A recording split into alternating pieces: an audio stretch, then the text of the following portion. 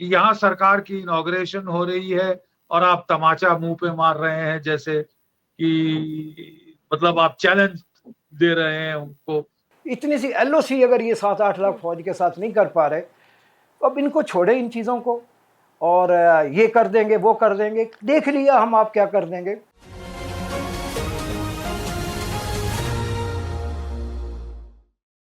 अस्सलामुअलैकुम, white news trending के साथ मैं हूं आपकी मेज़बान माहनूर कुरैशी। नाजरीन, बात करेंगे हिंदुस्तान से एक बड़ी खबर की। भारतीय मकबूजा कश्मीर में हिंदू यात्रियों की बस पर हमला होता है और जिसके नतीजे में 9 यात्री जाँ बहक जबकि 33 के करीब जख्मी हो जाते हैं। इसकी जितनी मजम्मत करें कम है, लेकिन भारतीय मीडिया पाकिस्तान पर बिना किसी तहकीक के एक बार फिर इल्ज़ाम लगा रहा है और पाकिस्तान पर हमले की बात हो रही है। इंडिया में जब 26/11 का वाकया हुआ था, तब इंडियन होम मिनिस्ट्री के ऑफिसर सितेश वर्मा ने दिल्ली सुप्रीम कोर्ट में बयान हल्फी जमा करवाया था कि यह हमला भारत की इंटेलिजेंस एजेंसियों ने खुद करवाया है।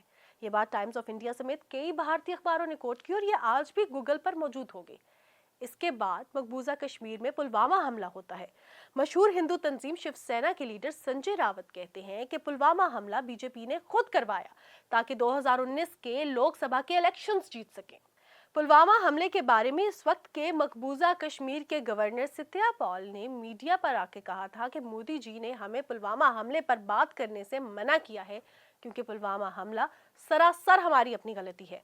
आज हम इसी मुद्दे पर बात करेंगे और हमें ज्वाइन किया है मेजर जनरल डीजी बख्शी ने न्यू दिल्ली से।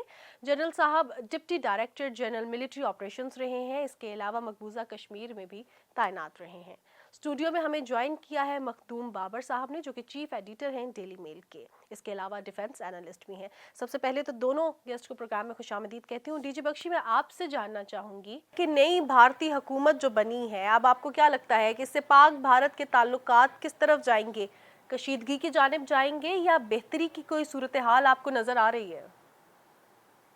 देखिए साहब, अब क्या बोले, कल सरकार की मोदी 3.0 सरकार की स्वेरिंग इन थी और कल ही जो है टेररिस्ट ने, आपके जो भेजे हुए टेररिस्ट हैं, उन्होंने रियासी में एक पिलग्रिम बस के ऊपर हमला किया। 10 अफराद शहीद हुए हैं, 33 घायल हो गए हैं।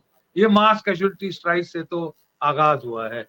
हमें उम्मीद नहीं थी कि कुछ ऐसा होगा, क्योंकि हम लोग सोच रहे थे कि पाकिस्तान के अंदर इस वक्त जो सूरत हाल इकोनॉमिक चल रहे हैं, उसके चलते जो भी पाकिस्तानी सरकार है वो अंदर की तरफ देखेगी, इनवर्ड फोकस्ड होगी, क्योंकि उसको अभी लोगों को किल्लत से उबारना है।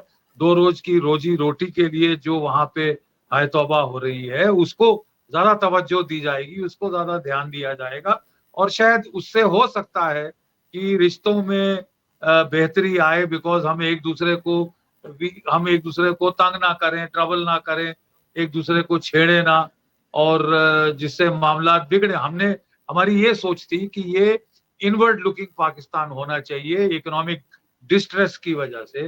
लेकिन ये तो साहब आगाज ऐसा हुआ है, क्योंकि इसकी जो सिंबॉलिकल है जो एस्पेक्ट है, वो बहुत ज्यादा बना देता है। आगे पीछे शायद ऐसा इंसिडेंट होता तो शायद थोड़ी देर गर्मा गर्मी के बाद डाई डाउन हो सकता था, लेकिन उसको टाइम किया गया है कि यहाँ सरकार की इनॉग्रेशन हो रही है और आप तमाचा मुंह पे मार रहे हैं, जैसे कि मतलब आप चैलेंज दे रहे हैं उनको। तो वो तो फिर उनको रिएक्ट करना ही पड़ेगा। ये तो फिर एक बड़ा ही खराब साइकिल शुरू हो जाता है। जिसने भी इसको क्लियर किया है, आईएसआई के किसी मोहरे ने, तो ये मेरे ख्याल बड़ी भारी भूल है और एक बड़ा मिसस्टेप हो गया है, जिससे कि अच्छा बख्शी साहब, उम्मीद यहाँ जो पे मैं थोड़ी बहुत आपसे बढ़ रही थी। सही बख्शी साहब, यहाँ पे थोड़ी सी वजाहत भी चाहूंगी। जैसे आपने कहा कि हमारे भेजे हुए टेररिस्ट, यानी कि पाकिस्तान के भेजे हुए टेररिस्ट, फिर आपने इकोनॉमी के हवाले से बात की।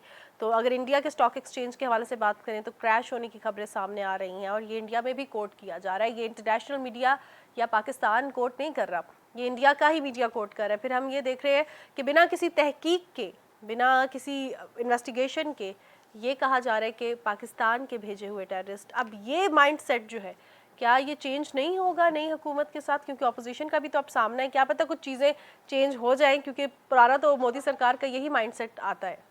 देखिए बात ऐसी है कि हम देख रहे हैं पिछले 2-3 साल से जो आईएसआई की तवज्जो रही है, वो रही है कि टेररिज्म को जम्मू एंड कश्मीर में जो तकरीबन ना के बराबर हो गई थी, उसको फिर से जिलाया जाए और खासकर राजौरी, पुंछ के इलाके में।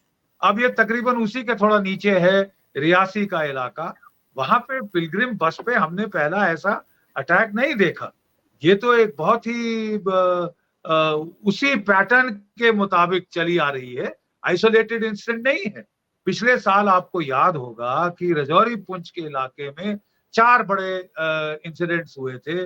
3 बड़े इंसिडेंट बेसिकली, 2 में तो जो है 5 और 5 हमारे जवान 5-5 जवान शहीद हुए थे और जो तीसरा इंसिडेंट था उसमें 4 जवान शहीद हुए थे, वो एयरफोर्स के। और अब उसी इलाके के आसपास ये जो हिस्सा हुआ है, तो ये दर्शाता है कि ये उसी पैटर्न का हिस्सा है। एग्जैक्ट कौन सा ग्रुप है, इसका अभी भी हम लोग तहकीकात कर रहे हैं, बट ये तो सिग्नेचर आपका बिल्कुल लार्ज है और इसकी जो टाइमिंग है, उसकी सिग्निफिकेंस तो साहब ये मामूली नहीं लगती। ये तो जानबूझ के छेड़ने की बात ये लग जाती है, which I thought is very sad, very reprehensible कि एक नई सरकार वहां पे स्वेरिंग इन हो रही है और वहां से तोहफा आईएसआई की तरफ से पेश किया जा रहा है। ये तो मेरा ख्याल भारत के लोगों में काफी इस पे आक्रोश फैल रहा है। जो भी टीवी चैनल्स में मैं देख रहा हूँ, बहुत लोग नाराज हैं कि ऐसा समय चुनकर, ऐसा वक्त, ऐसी टाइमिंग चुनकर, तो ये तो बड़ा गलत मैसेजिंग होती है। जो देखिए देश एक दूसरे को मैसेजिंग करते हैं बगैर कुछ बोले, अपने एक्शंस के जरिए, और अगर ये मैसेजिंग है पाकिस्तान की तरफ से तो बड़ा डिस्टर्बिंग है साहब। सही सही। अब जरा भारत की तरफ से मैसेजिंग के हवाले से भी जानते हैं। मखदूम साहब हमारे साथ प्रोग्राम में मौजूद है। मखदूम साहब, मैं आपसे ये जानना चाहूँगी कि एक दफ़ा फिर भारत ने पाकिस्तान पर बिना किसी तहकीक के, बिना किसी सबूत के इल्ज़ाम लगा दिया है। अब ये बयानिया कब तक चलता रहेगा और ये कितना मुतासिर करेगा इन दोनों ममालिक के ताल्लुकात में? हमसाया ममालिक हैं, पुरानी हिस्ट्री है और हम देख रहे हैं कि ये पुरानी हिस्ट्री में ये जो चीज़ें हैं ये फल फूल रही हैं और इसको मज़ीद जो है तक़वियत दे रही हैं ताकि दुश्मनी फैले। अब ये बयानिया किसकी तरफ से है? क्योंकि डीजे बख्शी ने तो कह दिया कि ये जो सारी चीज़ है ये इस पे पाकिस्तान जो है कसूरवार है बिना किसी सबूत के। जी बहुत शुक्रिया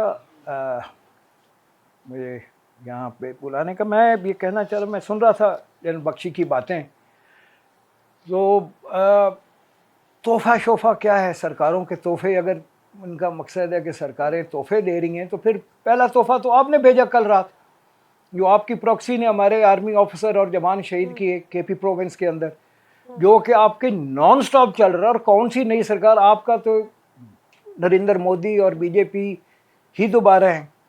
आपने तो कई सालों से ये तोहफे देने शुरू किए हुए हैं अफगानिस्तान के रास्ते में, और इसकी मैं नहीं बात कर रहा, कोई हम कोई इनकी ये it's not from my mouth, international media कर रहे हैं, सारे बता रहे हैं। US secretary of state Chuck Hagel कह चुके हैं India should stop using Afghanistan soil for importing terrorism, exporting terrorism to Pakistan. तो उसको छोड़ें कि किसने तोहफा दिया किसने। अब ये वो आप देखें कि अजमल कसाब और इब्राहिम होटल के ज़माने से पहले 10 मिनट के अंदर ही एक अटैक शुरू हुआ जो कि पता नहीं 70-75 घंटे चलता रहा, पहले 10 मिनट में पाकिस्तान पे आ गया। तो ये एक्चुअली अब इनकी बात सुनता कोई नहीं है। EU डिसइंफो लैब के बाद जो पूरी दुनिया पे आश्कार हो गया कि किस तरह झूठ और मकारी से ये मिसलीड करते हैं ग्लोबल कम्युनिटी को, लेकिन इन्होंने अपना वतीरा वही रखा हुआ है कि अपना मीडिया ले लो। और लेकिन अब ये चलेगा नहीं ना। अब बात यह है कि अब वो हमारा भी कोई खाली PTV CTV स्टेट मीडिया तो नहीं रह गया, और हमारा सोशल मीडिया भी काफ़ी इम्प्रूव। अब ये जो बात कर रहे हैं अभी, ये कल वाक़या हुआ है, अब ISI ने क्लियर किया होगा, ये कहो भाई बड़े काम है ISI को, अपने पाकिस्तान के अपने और बड़े मसाइल हैं, पाकिस्तान की और बहुत सी चीज़ें हैं, अफ़गान बॉर्डर के ऊपर है, ईरान के साथ हमारा टेररिज्म जो आप इधर से भेज रहे हैं उसी को संभाल रहे हैं। आप ये कह रहे हैं कि पाकिस्तान से कोई 2 बंदे चले गए या कोई वेपन चला गया इंडिया के अंदर या ऑक्यूपाइड कश्मीर के अंदर, आपने वहाँ की सारी कम्युनिकेशन आपके कंट्रोल में, ना कोई मोबाइल से बात कर सकता है, ना कोई इंटरनेट के ज़रिए कोई मैसेजिंग हो सकती है, ना कुछ और जो एलओसी के ऊपर जिस तरह आपने लेज़र्स के साथ और सारा से सील किया हुआ है, तो उसमें तो इन्फिल्ट्रेशन की तो ज़ीरो गुंजाइश भी नहीं है।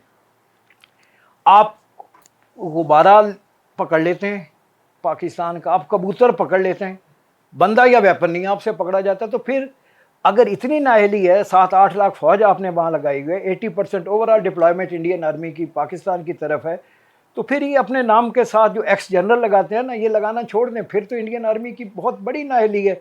अभी ये गिनवाते जा रहे हैं सर, अगर इतना सा हमारा तो अफ़गानिस्तान और ईरान से 3000 किलोमीटर का बॉर्डर, हम तो उसको सिक्योर करते करते हमें टाइम लगेगा। इतनी सी एलओसी अगर ये 7-8 लाख फौज के साथ नहीं कर पा रहे, तो अब इनको छोड़े इन चीज़ों को, और ये कर देंगे वो कर देंगे। देख लिया हम आप क्या कर देंगे, देख लिया हमने कुछ करने की कोशिश की तो अभिनंदन क्या कर गया यहाँ पे, और देख लिया आपने उसके बावजूद किस तरह गुमराह किया। ज़रा आप आगे बढ़े और हमारी इकॉनमी की फ़िक्र छोड़ दें। हमारी इकॉनमी बिल्कुल ठीक जा रही है, हमारा 76,000 पॉइंट से स्टॉक एक्सचेंज क्रॉस कर गया है, जो हिस्ट्री में पहले नहीं हुआ था। आटा, दाल, चीनी ये हर जगह पे चलता है। ये आपके यहाँ भी, अगर कल मैं माइक लेके चला जाऊँ तो आपके यहाँ भी ये काफ़ी चीज़ें चलेंगी। आप पहले अपनी तरफ देखें। ये मेरे पास किताब है कविता कामते की, ये Vanita Kamte, to the silver bullet, ये 26/11 के ऊपर है। ये विडो हैं आपके डीआईजी अशोक कामते की। ये उस इंसिडेंट के ऊपर किताब है 26/11 के, जिसके अंदर आपके डीआईजी अशोक कामते और हेमंत करकरे, जिन्होंने एक्सपोज किया था कि किस तरह आपका समझौता एक्सप्रेस वाला, मालेगांव वाला और मक्का बेकरी वाले सारे आपकी एजेंसी और आपके टेररिस्ट ग्रुप इन्वॉल्व थे उसमें। उनमें इसमें उन्होंने लिखा है, ये कोई यहाँ पाकिस्तान की चीज़ नहीं है, आपके मुल्क की छपी हुई किताब है। उन्होंने जारे बम्बई पुलिस के वायरलेस ट्रांसक्रिप्ट और सारी चीज़ें इकट्ठी करके उन्होंने प्रूव किया है कि ये आपके लोगों का इट वॉज इनसाइड जॉब। ये जो किलिंग्स हुई थी 26/11 वाली, इनसाइड जॉब थी। ये मेरे पास पड़ा है आपके दिग्विजय सिंह का स्टेटमेंट। दिग्विजय सिंह जो है वो कहते हैं कि उन्होंने पार्लियामेंट में दिया था अरे साहब, कि मेरे मैंने उनको पढ़ा हिम्मत हुआ है, करकरे का देखा फ़ोन हुआ है। आया था कि मुझे आरएसएस से और हिंदू एक्सट्रीमिस्ट तंजीमों से खतरा है कि मैंने ये नेक्सस जो है डिस्क्लोज़ किया है। ये मेरे पास पड़ी है आपके सुप्रीम कोर्ट की report, supreme court of India, जो साबित करती है, जिसमें कहा गया है कि इंडियन आर्मी के अफसर जो हैं वो वेपन, सरकारी वेपन चोरी करके, ख़ास तौर पे ऑक्युपाइड कश्मीर के अंदर वो उनको बेचते हैं। तो आप क्या बातें करते हैं, एविडेंसेस सारे पड़े हैं, सिर्फ आपके बोलने से ये चीज़ें ऐसे नहीं हो जाएंगी। धीरज रखिए और ज़रा बैठ के सोचिए, सोच के बोलिए। सही सही। अच्छा मखदूम साहब, आपकी बात भी, इसको भी कंटिन्यू करेंगे। और जिस तरह डीजी बख्शी ने कहा कि अब जो नई हुकूमत आई है वो रिटेलिएट तो करेगी, तो एक उन्होंने एक ख़ास पैगाम भी दे दिया, यानी कि लगता है कि भारत जो है पाकिस्तान पर हमले की तैयारी कर रहा है। यानी अब बख्शी साहब, मैं अब आपसे ये जानना चाहूँगी, जो आज अफसोसनाक वाक़या पेश आया जिसका इल्ज़ाम आपने सारा पाकिस्तान पर लगाया बिना किसी सबूत के, तो क्या इसको बुनियाद बना के भारत पाकिस्तान पर हमला कर सकता है, जिस तरह पहले भी भारत इसी तरह की चीज़ों को, बेबुनियाद चीज़ों को बुनियाद बनाता है और पाकिस्तान पर हमला करता है, उसकी सॉवरेनिटी को डैमेज करता है? तो क्या अभी भी ऐसे कुछ चांसेस हैं नई हुकूमत के? देखिए, पहले तो मैं जवाब दूं जो ये जनाब बोल रहे थे, मैं माफ करना उनका नाम नहीं मेरे को इल्म है, लेकिन मैं कहना ये चाहता हूं, आप बात कर रहे थे 26/11 की। हाँ, आप जनाब बात कर रहे थे 26/11 की, और आप कह रहे थे कि साहब ये हमने कुछ नहीं किया, ये तो आप ही की कारस्तानी है, आप ही ने अपने लोग मारे हैं। अजमल अमीर कासब कौन था? पहले आपने कहा कि ये तो हमारा है ही नहीं, फिर उसके माँ बाप की पाकिस्तान के टेलीविजन कैमरास वहां पहुंच गए और बताया कि साहब ये तो आप ही का है, अजमल अमीर कासब। हमने डोसियर पे डोसियर आपको उस वक्त लोगों ने ट्रस्ट किया कि हाँ भाई पाकिस्तान एक्शन लेगा ऐसे लोगों के बरखिलाफ। हाँ, मैं एक और चैनल पे था आपकी, तो वो कह रहे थे साहब ये तो नॉन स्टेट एक्टर्स हैं, तो नॉन स्टेट एक्टर्स कैसे डिसाइड कर सकते हैं इंडिया पाकिस्तान के रिलेशन क्या है? अगर आप उनको करने दें। आप कह रहे हैं मुझे कि 26/11 आपने नहीं किया, अजमल अमीर का सब कौन था? भाई मैं नहीं आपका कह रहा, शहरी ये था। आपके मुल्क की किताब नहीं, कह रही आपका है, शहरी था साहब। आपकी उसमें से विक्टिम कह रही है, आप विक्टिम बैठ के फैमिली मुझे कह ये रही है। किताब दिखाएं, वो किताब दिखाएं। हम लोग नहीं वहां मैं पे, क्या ये मैं किताब दिखाऊं, आप लेके ऑपरेट पढ़े कर अगर चुका आप हूँ दिल्ली में वहां पे बैठे हैं तो। बड़ा। नहीं नहीं, देखिए साहब, मैं वहां नहीं कोई 2 साल में रहा हूँ, GOC Romeo force Rajouri Poonch के वहां पे। उस टाइम में हमने बिल्कुल खलास कर दिया था ये मामला। अब वहां पे आप कह रहे हैं कि 80% फौज हमारी जो है वो पाकिस्तान के बरखिलाफ लगी है। Don't congratulate yourself. आपके इन खिलाफ नहीं है, वो चीन के खिलाफ। आपको इतना तो पता होना चाहिए कि हमारी फौज किधर है और किधर नहीं। हमारी 2 प्राइमरी ब्रिगेड है थ्रेट चीन के आपसे खिलाफ नहीं है। एलएसी पे आपके, उससे हमारी ज्यादा नहीं है, प्राइमरी थ्रेट चीन से। बाकी सारी और इधर है। हमारी जो फौजें हैं वो तकरीबन वो तो वहां आपको लगी घुसों और है। मुक्कों उसका से फायदा मारते उठा हैं। के आप लोग जो है, जो थोड़ी हमने फौजें वहां से जहां से चीन की तरफ भेजी हैं, आप वहां पे छेड़खानी करने की कोशिश कर रहे हो। ये जो रियासी का मामला कोई अलग से नहीं देखा जाता इन आइसोलेशन। ये देखा जा रहा है 3 साल से रजौरी पुंछ में आप क्या करने की कोशिश कर रहे हैं, ये उसी का कंटिन्यूएशन है। एंड क्वाइट ऑब्वियसली इसके इसके कॉन्सिक्वेंसेस होंगे। क्या होंगे वो तो आपको पता चल जाएगा। सही है। आपको भी अच्छा पता चल अच्छा, जाएगा। बख्शी साहब, मैं अब आपसे ये सवाल पूछना चाह रही हूँ, आपकी बात की कंटिन्यूटी में ही, जो आपने प्रोग्राम के स्टार्ट में की थी कि अब रिटेलिएट कर सकती है हुकूमत। जाहिर सी बात है कि उसको छेड़ा जा रहा है बकौल आपके, कि पाकिस्तान की जानिब से छेड़छाड़ का जो सिलसिला है वो शुरू हो गया है और आते साथ तमाचा मारा है मुंह पर। तो अब क्या इस चीज़ को, इस बेबुनियाद चीज़ को बुनियाद बना के मोदी हुकूमत पाकिस्तान पर हमला करने की कोई प्लानिंग तो नहीं कर रही? बेटा, बुनियाद बेबुनियाद आप कैसे कह रहे हैं? 10 बेचारे घरों में हमारे वहां पे मातम हो रहा सबूत है, नहीं रो है, रहे हैं, सबूत नहीं। औरतें बच्चे हैं, 33 वहां पे घायल पड़े हैं। आप कह रहे हैं कि साहब मनगढ़ंत है। इस वजह से बख्शी साहब, क्योंकि ये सिचुएशन पाकिस्तान में भी है, कल जो अटैक हुआ उसमें यहाँ पे भी शोहदा के लवाहिकीन इसी तरह रो रहे हैं, लेकिन हमने जो है उसका इस तरह इल्ज़ाम नहीं दिया क्योंकि हमारे पास अभी तक कोई सबूत नहीं है। तो सबूत की ही बुनियाद के ऊपर बात की जा रही है। जिसके घर से कोई भी जाएगा वो लवाहिकीन का यही हाल होगा, चाहे वो बॉर्डर के इस पार हो या उस पार हो।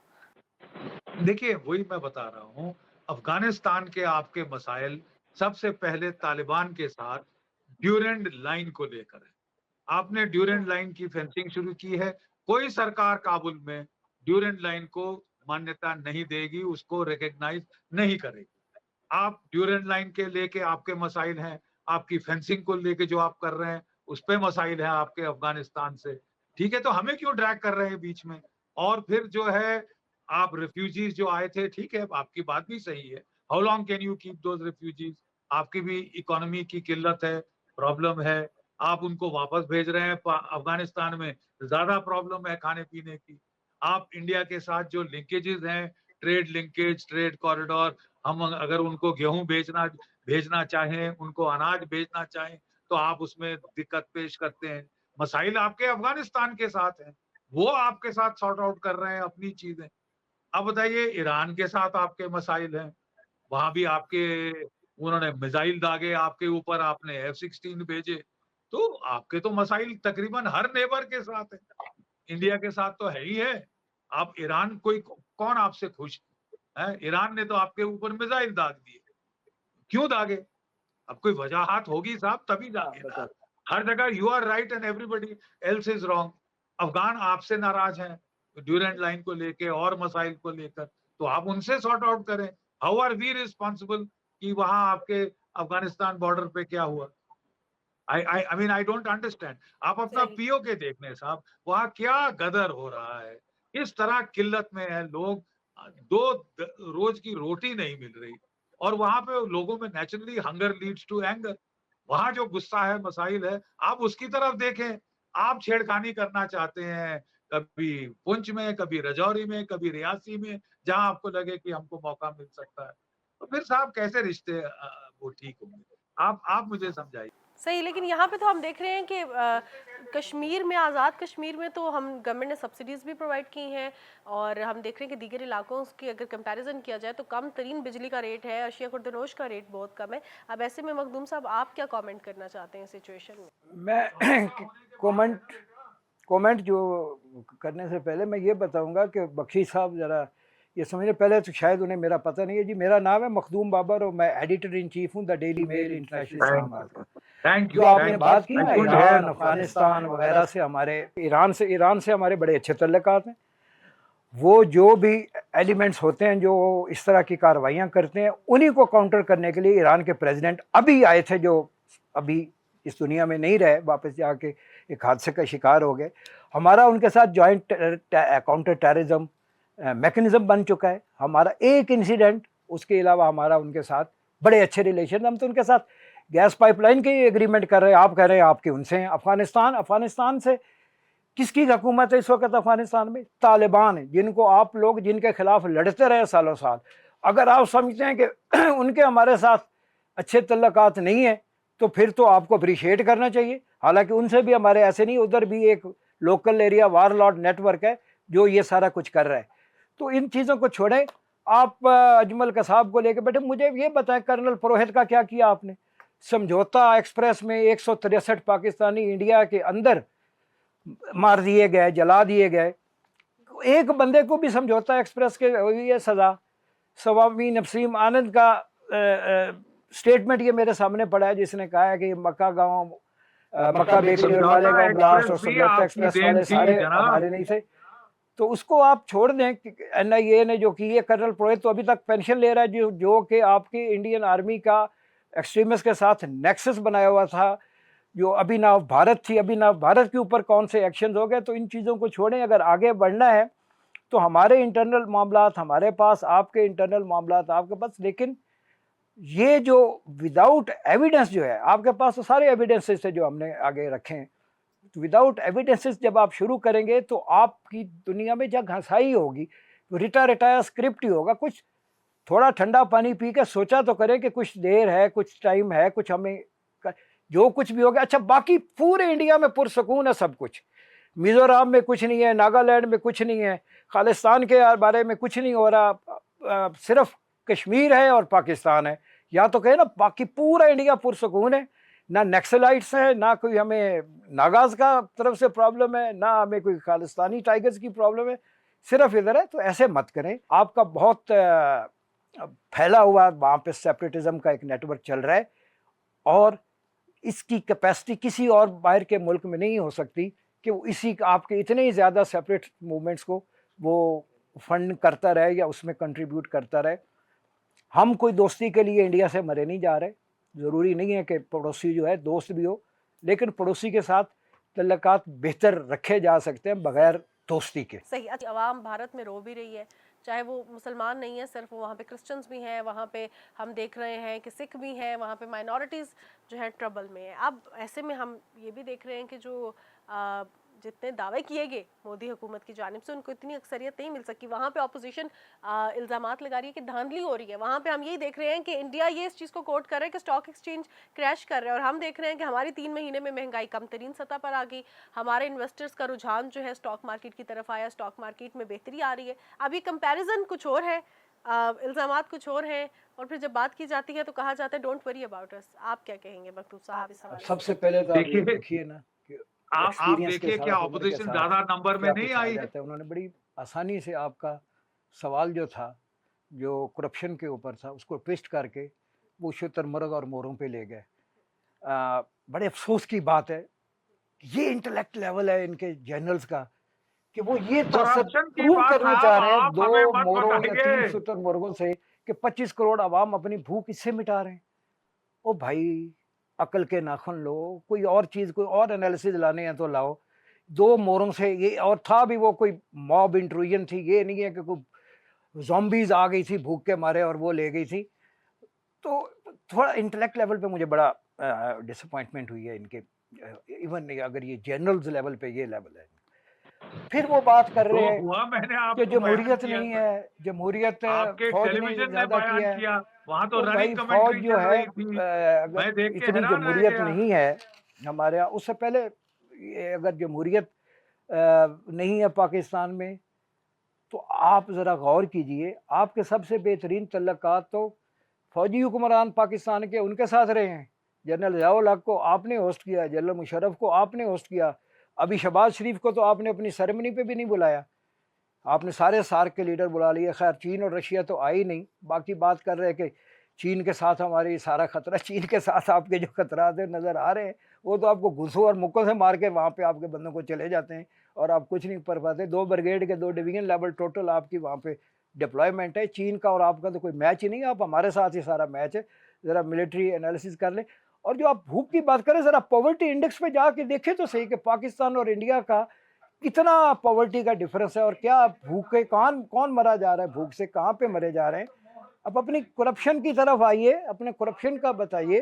बख्शी साहब, मैं आपकी जानिब आऊंगी, मखदूम साहब की बात कंप्लीट हो जाए। बख्शी साहब, आपकी जानिब आऊंगी, आपकी पूरी जो बात सुननी चाहिए। मखदूम साहब अपना अगर पॉइंट ऑफ व्यू शेयर कर दें उसके बाद आते हैं। जो आपने अपना सट्टा लगवाया, इलेक्शन सट्टा, और जिस तरह मोदी ने हमारी फ्री 400 पार करके इन्वेस्टमेंट कराई, वो बबल फट गया है। और हमारी मार्केट की अब जो सारा कुछ है, इवैल्यूएशन है इस वक्त पाकिस्तान की इकोनॉमी से 4-5 गुना ज्यादा। इकोनॉमी जो है वो आपकी इकोनॉमी की बेहतरी नहीं है, आपका वॉल्यूम ज्यादा है, आप 1.5 अरब की आबादी है, उसके हिसाब से आपका ज्यादा, उन नंबरों को हमारे से नहीं मैच कर सकते आप। हमारी 25 करोड़ की इकोनॉमी है, आबादी है, इसके हिसाब से हमारी इकोनॉमी 78,000 पॉइंट इंडेक्स पे चली गई स्टॉक एक्सचेंज, आपकी क्रैश कर गई। वो वॉल्यूम ना दिया करें कि हमारे इतने अरब, इतने 100 अरब या इतने 100 करोड़ हो गए। वो डिफरेंस है जो आपका ओवरऑल इकोनॉमी साइज है। हमारे हिसाब से, हमारी आबादी के हिसाब से हमारा इकोनॉमी साइज है और उसके हिसाब से मैं कुछ अर्ज करूं इसके ऊपर। एक मिनट, कैन आई से समथिंग हियर। देखिए साहब, भारत की इकोनॉमी जो आज से 10 साल पहले 10वीं बड़ी इकोनॉमी थी जीडीपी टर्म्स में, आज वो 5वीं बड़ी इकोनॉमी है और वो तीसरी बड़ी $5 ट्रिलियन इकोनॉमी पे जा रही है। ठीक है साहब, कंपैरिजन क्या है? नहीं मतलब आप कह रहे हैं कि इंडिया और पाकिस्तान का कंपैरिजन है, हमारा चीन के साथ कंपैरिजन नहीं है। इस वक्त वो 17 ट्रिलियन पे है, हम 3 ट्रिलियन पे है, हम 5 ट्रिलियन पे जा रहे हैं। चीन की इकोनॉमी डाउन जा रही है, हमारी ऊपर आ रही है। इस वक्त fastest growing economy 8% per annum GDP growth rate इस वक्त हिंदुस्तान का है, इस वक्त भारतवर्ष का है। तो आई ये तो फिर बचकाना डिस्कोर्स नहीं करना चाहिए। मखदूम साहब को बात कंप्लीट कर रहे थे, फिर बख्शी साहब आपकी जानिब पढ़ूंगी। जी मखदूम साहब, आप बात कर रहे थे। मैं ये कह रहा था कि बाहर जाके ना बात कीजिएगा किसी से कि चाइना की इकोनॉमी से इंडिया की इकोनॉमी बेहतर है, बहुत आप मैंने आपको पर मैं ये कह रहा था कि ये चीज़ें जो हैं इनसे निकल के अगर आपने वाकई परमानेंट सोल्यूशन करना है और आपने दुनिया को बताना है कि आप एक पीसफुल या पीस लविंग नेशन है और बहुत बड़ी जमहूरियत है जो आप कह रहे हैं, तो फिर यूएन की रेजोल्यूशन मान के चुप करके मकबूजा कश्मीर के लोगों से पूछ लें कि आपका क्या है जो यूएन ने कहा है। पीओके के लोगों से पूछिए साहब, वो कहाँ जाना चाहते हैं? वो तो कह रहे हैं कारगिल का रास्ता खोलो, हम भारत जाना चाहते हैं, कम से कम 2 रोज की रोटी तो मिलेगी। आप कश्मीर तो भूल जाएंगे साहब, पीओके को पूछ रहे हैं ना। आपकी रेजिस्टेंस जो है, फ्रीडम फाइटर जो हैं आपके 36 इलाकों में, आपकी कितनी रियासतों में, नागालैंड, मिजोरम, नक्सलाइट्स, पता नहीं कौन कौन से, मुझे तो बोडो ट्राइब्स मुझे तो याद भी नहीं रहती, इतनी एक चल रही है।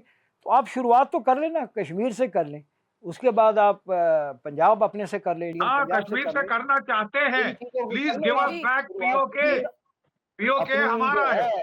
आपके पास एडिटर साहब, आप बिल्कुल सही फरमा रहे हैं जनाब। एक जो हमारा है, बाकी आपने कब्जा किया हुआ है। आप बिल्कुल सही फरमा रहे हैं। कश्मीर की बात करनी है, please give us back PoK, वो हमारा है। कानूनी तौर पे पीओके बिलोंग टू इंडिया। ये देखें कि जो कश्मीर इंडिया के अंडर है, इंडिया उसको एडमिनिस्टर करे, क्या उसमें हालात ठीक है? क्या वहाँ पे खवातीन का रेप नहीं किया जा रहा? क्या पीओके से 1000 गुना अच्छे हैं करके उनको मुतासिर नहीं किया गया? हमारे कश्मीर के हालात पीओके से 1000 गुना अच्छे हैं। थोड़ा सा एहतजाज किया, खुशहाली है वहाँ पे, इकोनॉमिक बहुत तरक्की है वहाँ पे और लोग देख रहे हैं दोनों तरफ। तरक्की का क्या करना? प्रॉब्लम है कश्मीर की, POK is the problem. You have to give it back to us. What is the problem? Pakistan occupied Kashmir. The words itself tell you what the problem is. कि आपने नाजायज कब्जा कर रखा है। अगर कोई चीज डिस्कस करने वाली है तो वो केवल पीओके है। You have to give it back, period. बात ही खत्म है। बाकी तो आप अच्छा, बात ही ना मेन करें मसला साहब। जो है फिर बख्शी और साहब दम है यहाँ तो पे एक ले और लें फिर सवाल आप। जो है बख्शी नहीं, साहब नहीं, ओ दम भाई, है ये तो ले तंदूर लेना की आप रोटियां भी। थी एक चीज जो मुझे आपको जरा दे दें। मुझे जरा बात कश्मीर है, लेना है तो लो, लड़के लो। बख्शी साहब एक और अच्छा, चीज अब चलिए देखा साहब, जाए तो प्रॉब्लम इज इंशाअल्लाह द देखते लैंड, हैं होता है क्या। Problem is not the human rights, उसमें जो इंसानों के हकूक है वो नहीं देखे जाएंगे, जो अभी आपकी एडमिनिस्ट्रेशन है अंडर उसको चलिए नहीं देखा देखते जा हैं रहा है, आगे बस आगे उनको होता है बैन क्या। करके। आपकी तो शायद ये अब ख्वाहिश भी पूरी हो जाए। यानी कि आप इस तरफ निशानदेही कर रहे हैं कि अब जो मौजूदा हुकूमत है वो फिर हमला कर सकती है, वो फिर पाकिस्तान में कश्मीर पे अटैक कर सकती है, वो इसी तरह के अज़ाइम रखती है कि अब फ्यूचर में वो पाकिस्तान के साथ जो आज़ाद कश्मीर है उस पर भी अटैक किया जाएगा, उसको भी ऑक्यूपाई करने की कोशिश की जा रही है, कुछ प्लानिंग्स हैं, क्योंकि आपकी कुछ बातों से ऐसा लगा है अरे और अभी साहब, आपने वहां कहा के कि लोग वॉकआउट करके आ जाएंगे। Have you heard of orange revolution, of pink revolution? कार्य कितने कितने रंगों की रेवोल्यूशन हुई है, लोग अपने आप छोड़ के फेड अप होके आ गए। लेकिन ये लोग तो बात कह है रहे तो हैं कि फिर बात कश्मीर है। बनेगा वो अपने पाकिस्तान। आप आना चाहते हैं इस तरफ, वो आ जाएंगे। कम से कम 2 रोज की रोटी तो मिलेगी, कम से कम ये तो बिजली आपने तो सही देखा भी है दस्तूर कि से अगर वहां मिलेगी। की आवाम, कश्मीर की आवाम बख्शी साहब अगर आना चाहती हो तो उनको किसी तरह से भी हुकूमत ना तो एहतजाज करने के लिए रोक रही है ना किसी, और ये आपने देखा कि जब बिजली या गैस के रेट्स महंगे हुए तो उनके एहतजाज पे उनको सब्सिडीज भी फराहम की आपने गई, यानी अभी कि इतनी शख्सी आज़ादी वहां पर मौजूद है कि हुकूमत कुछ भी नहीं कर रही, तो जब वो आना चाहेंगे तब भी देखा जाएगा। अब मैं आपसे एक और सवाल जानना चाहूंगी एट द एंड, क्या करना चाहिए? हम देख रहे हैं कि दोनों ममालिक जो है सिचुएशन ये है कि अवाम मुतासर होती है, तो इंडिया को लगता है कि पाकिस्तान प्रॉक्सीज कर रहा है, पाकिस्तान इंडिया के हवाले से बात कर रहा है, इंडिया के बीच में से भी बातें की जा रही हैं, बुक्स लिखी जा रही हैं, आर्टिकल्स लिखे जा रहे हैं, जो एट्रोसिटीज़ हैं उनको बयान किया जा रहा है। दहशतगर्दी के खात्मे के लिए ग्लोबल लेवल पे जो ग्लोबल कॉन्फ्लिक्ट है, सबसे बड़ा कॉन्फ्लिक्ट इस खित्ते का क्लाइमेट चेंज है, इतने बड़े मसाइल हैं जिनको मिलकर हल करना है, उसको हम अलग अलग बैठ के हल नहीं कर सकते।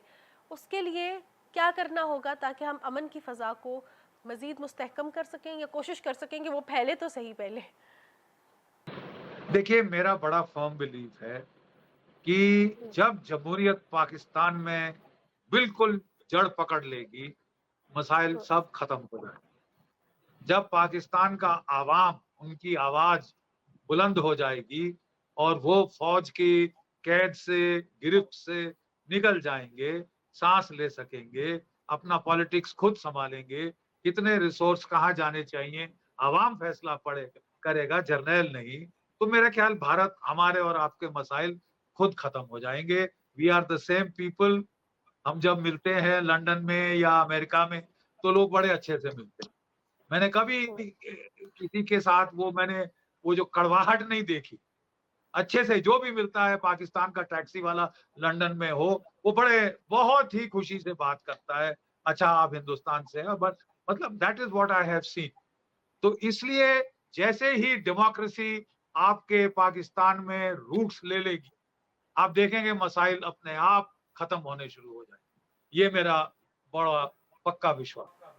बिल्कुल, और अब इसी हवाले से मैं मखदूम साहब आपसे भी जानना चाहूँगी, हम देख रहे हैं कि नेगेटिव साइड, अब ज़रा पॉजिटिव साइड का रुख करते हैं। क्या कोई ऐसी सिचुएशन है, कोई ऐसे चांसेस हैं, कोई ऐसे हमारे पास वे आउट है कि हम चाहे तो इलाकाई ताउन हो, चाहे तिजारत हो या कुछ और तरह की कोलैबोरेशन हो, जिस पे ये दोनों ममालिक अगर मिल के काम करें तो ये जो लड़ाई झगड़ा और फसाद की इन्वायरमेंट है इससे ज़रा ध्यान हटे और दोनों ममालिक मिल के खित्ते की तरक्की के लिए, एक दूसरे की तरक्की के लिए काम कर सकें? देखें, मुझे एक ही प्लेटफॉर्म इस वक्त नज़र आ रहा है, वो है शंघाई कोऑपरेशन ऑर्गेनाइजेशन। और इस साल पाकिस्तान की बारी है उसको होस्ट करने की प्राइम मिनिस्टर लेवल पे, और अगली बारी इंडिया की है। तो मेरा ख्याल है कि बड़ा अगर कोई ब्रेक थ्रू हो सकता है तो on the side lines of SCO ये होना चाहिए। और अगर इंडियन प्राइम मिनिस्टर पाकिस्तान आते हैं SCO के लिए और पाकिस्तानी प्राइम मिनिस्टर इंडिया जाते हैं नेक्स्ट ईयर, तो मेरा ख्याल है कि कुछ चीज़ें, कुछ मेरा ये जितनी भी सिचुएशन है ना, इसमें ये जो कुछ एलिमेंट है ना जो लिंग्विस्टिक हैं, इनकी वजह से मिसअंडरस्टैंडिंग ज़्यादा हैं।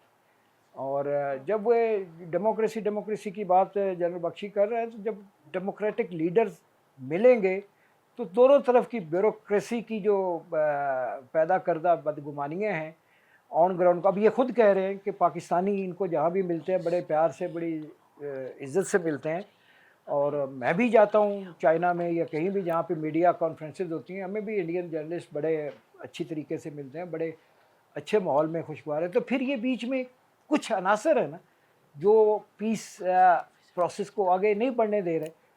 तो अगर ये डेमोक्रेसी पे बिलीफ रखते हैं तो मेरा ख्याल है इनको अपनी तरफ भी ये बताएं कि ये अपॉर्चुनिटीज़ आ रही हैं, इस पे दोनों political leaders, democratically elected leaders इकट्ठे हों और मिल बैठ के करें, दोनों साइड से बाकियों को हॉकिश एलिमेंट्स को जरा साइड पे कर दें ब्यूरोक्रेसी से। बिल्कुल, जहाँ पे डीजी बख्शी साहब, जहाँ पे आपने ये बात की कि हम पाकिस्तानी या इंडियन अगर बाहर मिलते हैं, लंदन में मिलते हैं, तो हमारे एक दूसरे के साथ कोई इख्तलाफात नहीं होते, तो क्यों ना ऐसा किया जाए कि आप पाकिस्तान में मिले, आप पाकिस्तान आए, हम आपको पाकिस्तान आने की दावत भी देते हैं। और एट द एंड आपसे एक पैगाम लेना चाहूँगी कि क्या किया जाए ताकि ये जो फसाद है, ये जो बुराइयाँ हैं, ताकि जो लड़ाई झगड़े हैं इसको ख़त्म किया जाए और मिल के दोनों ममालिक आगे बढ़ें। देखिए, इंशाअल्लाह मैं भी यही उम्मीद करता हूँ कि हाँ, अमन चैन हो, सुकून हो, आपको अपने मसाइल सॉल्व करने का पूरा मौका मिले, इकोनॉमी को उठाने का मौका मिले। जब भारत और पाकिस्तान आज़ाद हुए, आपकी इकोनॉमी अच्छा कर रही थी बहुत। ये फिर अब बहुत प्रॉब्लम्स आ गई हैं, आपको उन पे तवज्जो दें, तो बहुत अच्छा है। मैं सिर्फ एक चीज़ कहना चाहूँ, मैं आपको जी, जस्ट फॉर कंसिडरेशन, देखिए यूक्रेन का एग्जांपल देखिए। यूक्रेन में प्रॉब्लम क्यों हो रही है? यूक्रेन ने अपनी टेरिटरी रेंट आउट करी अमेरिका को, नेटो को कि साहब हम आपके लिए हिंदुस्तान से लड़ेंगे टू द लास्ट यूक्रेनियन। और अब दुनिया उनको लड़ा रही है टू द लास्ट यूक्रेनियन रूस के साथ। सारे शहर तबाह हो गए, कोई इमारत खड़ी नहीं रही।